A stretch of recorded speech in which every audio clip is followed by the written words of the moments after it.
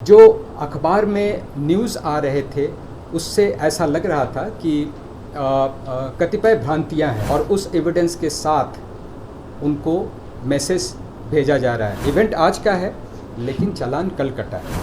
अपना यातायात विंग इन सब के साथ, ट्रांसपोर्ट डिपार्टमेंट इन सब के साथ मिल करके हम लोगों ने समाधान करने की कोशिश की है। अब आपके सामने फ्लोर ओपन है। यदि आप अपने कुछ प्रश्न या शंका का समाधान इस माध्यम से करना चाहते हैं तो आप स्वतंत्र। उसके माध्यम से पब्लिक के बीच में यह स्पष्ट मैसेज जा रहा है कि किस तरीके से ट्रैफिक की समस्या एक बड़ी समस्या है और उस पर फोकस करने की ज़रूरत है। नमस्कार, मैं हूं अनूप नारायण सिंह और आप देख रहे हैं बिहार टॉक के डिजिटल प्लेटफॉर्म को। पटना की ट्रैफिक व्यवस्था अब काफ़ी चुस्त दुरुस्त हो गई है। एडीजी हैं ट्रैफिक के सुधीर कुमार, वो क्या कुछ कह रहे हैं सुनिए। जो अखबार में न्यूज़ आ रहे थे उससे ऐसा लग रहा था कि कतिपय भ्रांतियां हैं। जैसे एक आध आइटम कुछ इस तरह का आया कि साहब हमारा 4 व्हीलर जो है उसमें हेलमेट का चालान कट गया है। तो मैं आपको दोबारा आईसीसी का जो अभी डेमोन्स्ट्रेशन हुआ है उसको ले जाना चाहता हूँ। कैसे आपने देखा कि उसमें फोटोग्राफिक एविडेंस है और उस एविडेंस के साथ उनको मैसेज भेजा जा रहा है। संभव है एसएमएस पर वो फोटोग्राफिक एविडेंस नहीं आए, लेकिन जब भी वो अपने साइट पर जाएंगे तो उनको वो फोटोग्राफिक एविडेंस मिलेगा और इस तरह से उसका समाधान वो कर सकते हैं। कई एक बार ऐसी सूचनाएं मिली हैं कि साहब हमारी गाड़ी जो है वो गैराज में बंद है और उसका चालान कट गया है। वो ऐसा तभी हो सकता है, ऐसा एक आध बार हुआ है और उसकी वजह ये है कि चालान आज की बजाय कल कटा है। इवेंट आज का है लेकिन चालान कल कटा है।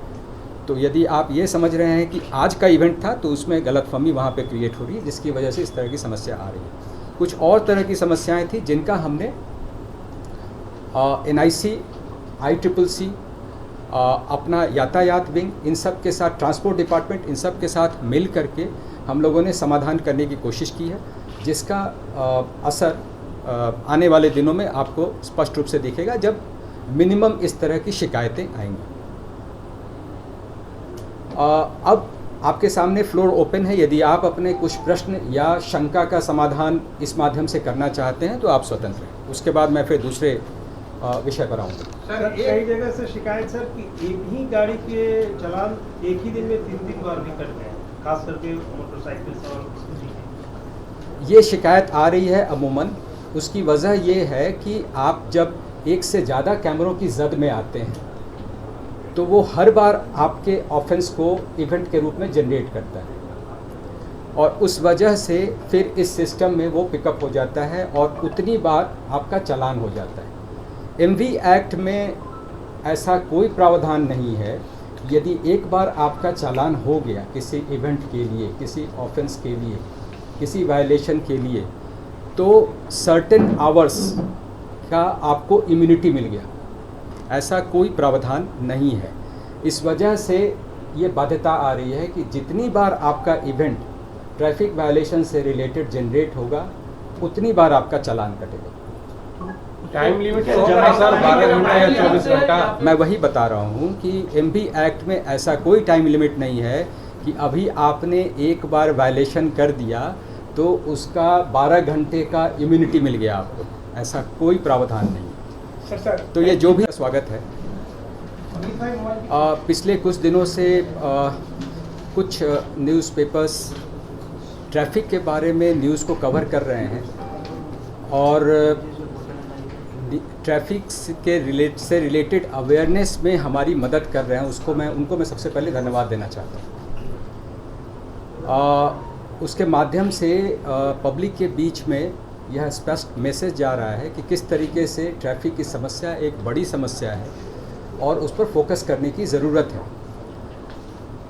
आप सभी को मालूम है कि ट्रैफिक की समस्या जो है वो अकेले किसी एक विभाग की समस्या नहीं है। यानी पुलिस विभाग जो प्राइमरीली इन्फोर्समेंट के लिए रिस्पॉन्सिबल है, उसकी यह अकेली समस्या नहीं है।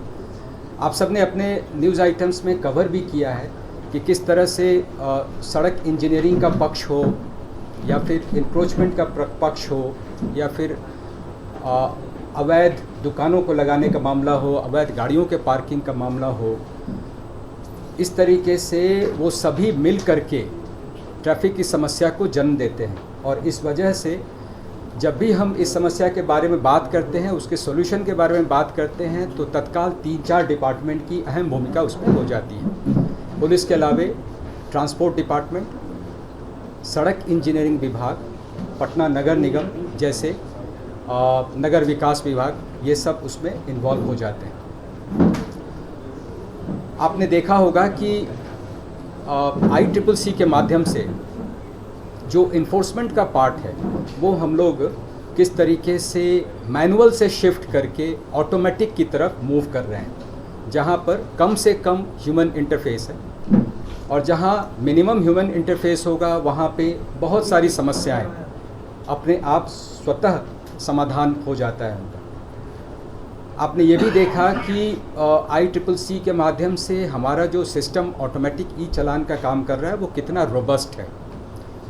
उसमें 2 लेवल पर कम से कम वेरिफिकेशन की बात सामने आई है, जैसा आपने अभी देखा।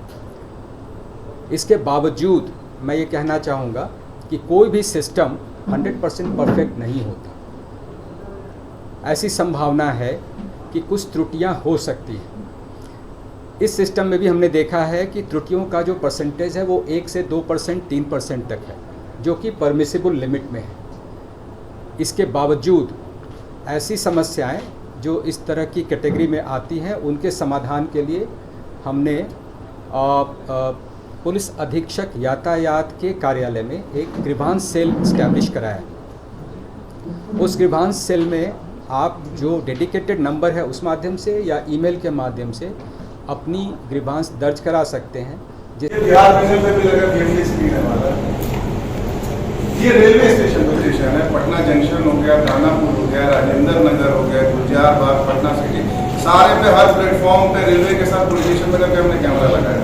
कोई ऐसा अगर क्रिमिनल है, क्राइम करके अगर स्टेशन से ट्रेन पकड़ के भाग रहा है तो वो भी हम यहाँ से देख सकते हैं कि किस ट्रेन से गया, कब गया, रियल टाइम। ये गांधी मैदान है, तो पटना का तो सबसे इम्पोर्टेंट स्पॉट है गांधी मैदान। जितना भी चाहे दशहरा हो, चाहे कोई गवर्नमेंट का फंक्शन हो, चाहे जो भी हो, गांधी मैदान में होता है। ये लास्ट ईयर जब दशहरा हो रहा था उस टाइम का रियल टाइम मॉनिटरिंग जो था हमारे यहाँ से भी हो रहा था, और पुलिस के कमांड पे टेम्पररी कमांड सेंटर भी बनाए थे वहाँ गांधी मैदान में, और फिर यहाँ से मॉनिटरिंग दोनों जगह। ये पिछले साल छठ पूजा जब हुआ था तब तक छठ घाट पे हमने कैमरा लगाया। जितने भी पटना के मेजर घाट है, चाहे वो जो गंगा पथ के ऊपर पड़ते हैं, जो लिमिटेड घाट है, चाहे जो नीचे घाट पड़ते हैं, सारे पे हमने कैमरा लगाया मॉनिटरिंग, और काफी अच्छा से छठ पूजा संपन्न हुआ।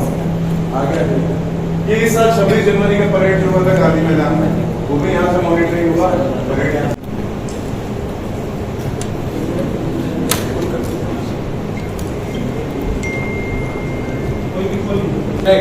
सो ये ओवर स्पीड का हमारा सिस्टम बताता है। यहाँ इमेज हम देखेंगे, इमेज के अनुसार यहाँ देखेंगे OCR से जो हमारा स्टडी हुआ है वो ऑटोमेटिकली ये करेक्ट है कि नहीं। सो फर्स्ट वैलिडेशन प्रोसेस यहाँ से हमारा इनिशिएट हो जाता है।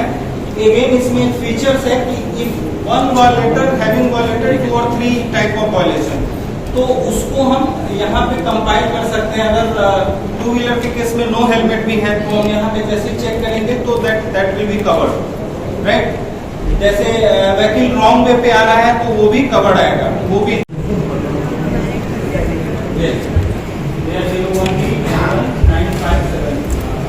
ये नंबर है।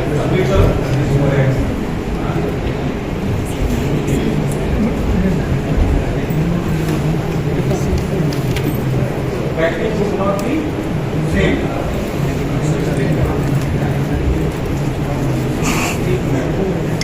Number 301B and 1957. I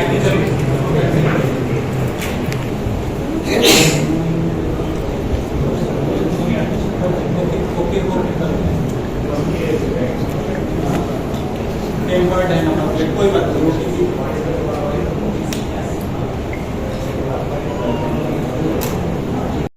का परेड जो हुआ था गांधी मैदान में, वो भी यहाँ से मॉनिटरिंग हुआ। परेड यहाँ से देखा।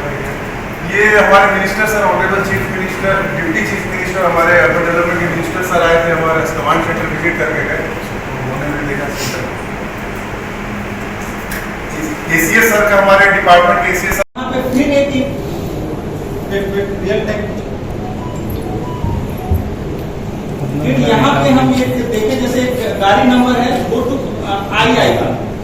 आपने सुना कि एडीसी साहब कह रहे हैं कि जितनी बार आप बिना हेलमेट के गाड़ी शहर में घुमाइएगा उतनी बार आपका चालान कटेगा। पटना पुलिस पूरे पटना शहर को अपने जद में ले चुकी है और लगातार लोगों से अपील भी कर रही है। एक मोबाइल नंबर जारी किया गया है कि किसी भी प्रकार की ट्रैफिक संबंधी समस्या होने पर उस नंबर पे आप संपर्क कर सकते हैं। साथ ही साथ आपको बता दें कि पटना के तमाम व्यस्त रास्तों पर कैमरा लगा हुआ है और अगर आप दोपहिया वाहन चला रहे हैं और आपके पीछे जो बैठे हुए हैं उनके सर पे हेलमेट नहीं है तो आपका चालान कट जाएगा और ये चालान एक बार नहीं कटेगा। जिन जिन इलाकों से गुजरिएगा उन इलाकों में आपका चालान कटेगा। ये बातें बता रहे हैं एडीजी हैं ट्रैफिक बिहार सरकार के और वो बता रहे हैं कि क्या नियम कानून है और ये नियम लागू होने के बाद चूंकि शहरवासियों को इसकी सूचना नहीं है तो एक ही व्यक्ति अगर बिना हेलमेट के शहर में घूमता है तो उसे 5 या 6 बार मोबाइल पे मैसेज आ जाता है और इसी को ध्यान में रखते हुए एक नया नियम बनाया गया है और एक मोबाइल नंबर भी जारी किया गया है। इसी तरह की जानकारी पर खबरों के साथ आएंगे और आपको बताएंगे। ऐसे ही खबरों के लिए जुड़े रहे बिहार टॉक से।